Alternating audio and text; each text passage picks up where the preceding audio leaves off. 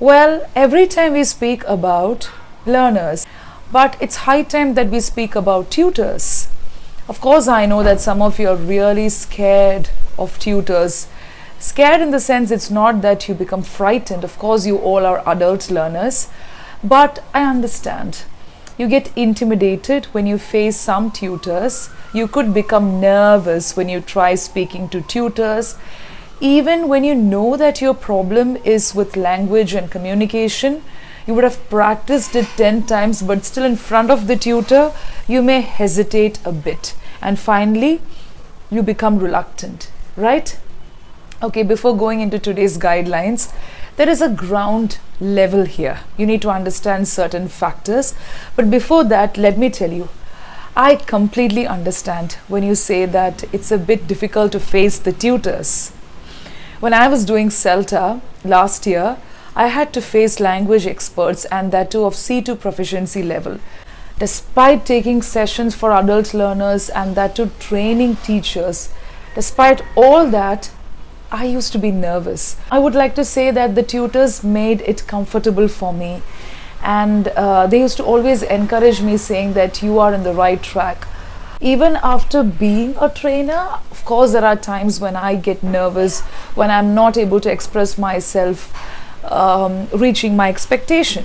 So when that's the case of a trainer, we all face nervousness. I know how you would feel when you face a tutor. The first thing that you have to remember is there are a lot of tutors who are intimidating. When I say intimidating, it's not about the look, the fear that they try to create in you. Deliberately, none of the tutors do that until and unless they have some problem. You can watch this video. You will be able to relate with many incidents that I have really covered in that video. But whenever you face a tutor, of course, you will become nervous. A good tutor will always make you comfortable. Now, making you comfortable is not always being subservient, or it's not just about saying, yes, good, you're doing very good, and giving false feedback. You know, it's not just flattering you with words saying you're doing really good, but encouraging words, praising when it is required, and also not intimidating you with the look. You may feel a bit nervous and you may have this question in your mind, am I making any mistake? Am I saying something foolish? Do I make sense? Right? So that's totally relatable. But a good tutor always makes you comfortable. They know what you're going through. Okay? Little bit of empathy and bit of sympathy is important. I was also a beginner. So I understand when you come to me and say, I'm a beginner, ma'am, I'm not able to express myself. That should be the first attitude of a tutor. A tutor should always have good listening skills. So whenever a tutor listens, they are not supposed to have that assertive, strict look, making the learner nervous. Body language is very important. So when the tutor gets that kind of cue saying that this learner is nervous and is not able to communicate just because he or she is sharing a space with the tutor on a platform, it is the responsibility of the tutor to make it comfortable. But whenever a learner introduces, you have to keep this in your mind as well as a learner. If you feel that you're going off track, you can always come back. You can express something that you're really comfortable about. And you can also put forth some questions if you want, if you have a casual conversation with a tutor. I've also shared my experience where I had to take an interview for the post of content writer in the month of June. So I've clearly mentioned that this interviewer was quite intimidating. So there could be tutors like that. What we can do is we cannot correct them. We cannot be dominating in that case.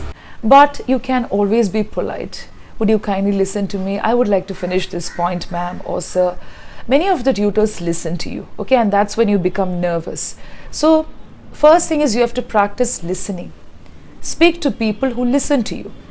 The next point is, I know that you're very comfortable as beginners or as intermediate learners when you speak to co-learners. Yes, you're so comfortable. And also I've shared a particular comment earlier in one of the videos saying that there are people who say, please have conversations only with average people. Those are not very good with the language. I know that you get motivation and you get the sense of courage when you listen to people trying to speak in English. That's great. Okay, but still, you have to connect with an expert at times. If not a tutor, you can at least connect with people who are better than you in English, who will be able to give you constructive feedback. I mean, when it's professional, it's constructive, they know how to do it, the technical side also. But if you have a friend who's better than you in English and who's not very dominating and domineering, then you can definitely seek the help of such people. I know that many of you face this problem, like even if you have good friends, they may not find time to speak in English with you or even correct you. Many people don't do that. But don't be scared of tutors. There are really good tutors who can be comfortable, who can make things comfortable for you.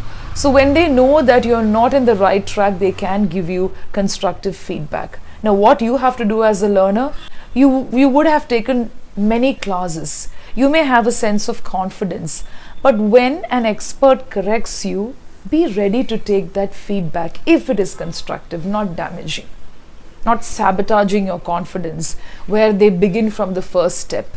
So you try to understand what the person is trying to tell you. So there are a lot of learners who feel that, oh, am I making mistake there? Don't overdo things. When you start working, when you know that this is one thing that I have to work on, this is the area that I have to really work upon. For example, there are a lot of people who get mixed with these sounds. Sh, sir. I'm writing it in Hindi also here. Sh, sir. It's English, seashore. There are a lot of people who say, see. See is my mother. It's actually, she is my mother. Okay? Leave the accent. I'm speaking about the pronunciation. So don't overdo things. Don't put so much of pressure. You will definitely end up feeling frustrated and getting worked up as well. You don't want that, right? Working is not necessarily putting pressure. You take it easy, be relaxed, and if you're not going to get it right the first time, the second time, the third time, leave it, take a break, do some other activity and come back. You can't get everything right in a single go. I hope you get what I'm trying to say. Okay? When you know that something is not for you, move away from there. But make sure, ask yourself if you're taking the right decision. Because, see, I had a lot of professors in my life. Some of them were not very constructive, but many of them were constructive. So I could not afford to lose them. By hook or by crook, I used to travel to their houses, take lessons, talk to them about literary theory and criticism. So that effort is important. Maybe you may not like the constructive feedback that's given to you at that point of time or at that particular moment, but later you will realize. So everything is not constructive, I agree with that, but there are a lot of things that you can definitely look into. Now the next point is, you don't have to be scared of tutors. I mean, when you speak to your co-learners or people who are willing to help you on different platforms, it's great. You help each other. That's a great way of learning. When you learn from advanced level learners or anybody of your level, the peers, it's great, but still don't get into that pattern, because after a particular point of time, you may end up feeling that I haven't worked on anything. I was not corrected. So at least once assess yourself, connect with a trainer, take some feedback, take some sessions with a particular person or some group of tutors who can help you out, at least give you the guidelines. So take those guidelines and start working on it. If you get stuck, you again take the help of the tutors or the experts. So what I'm trying to tell you is, don't think that it's okay to be in that comfort zone.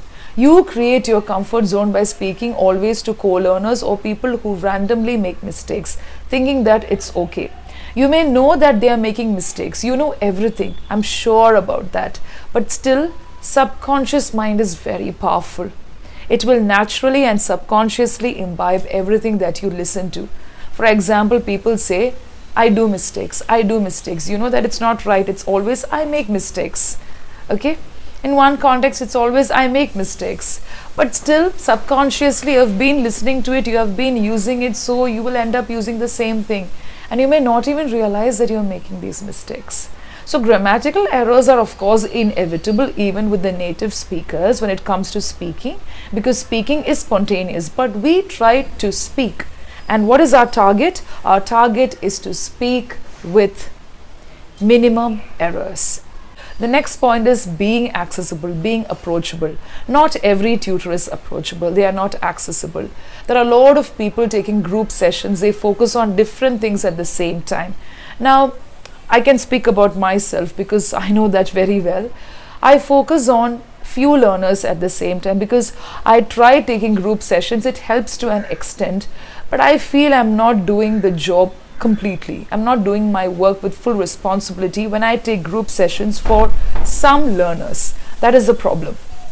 So I think some learners should be given the space to express, and one-to-one sessions help. There I make them comfortable. They tell me whatever they're going through. At the same time, we do activities. When I take one-to-one training sessions, I help them to unlearn and then relearn. And then they clarify a lot of things. They try to understand certain things. So it's not just about coming from a Hindi medium background, or not about just not having the environment. By now you would have realized that you create the environment. At the same time, if you get to speak to some people who are willing to help you, that's great, and you're going to do great in your life.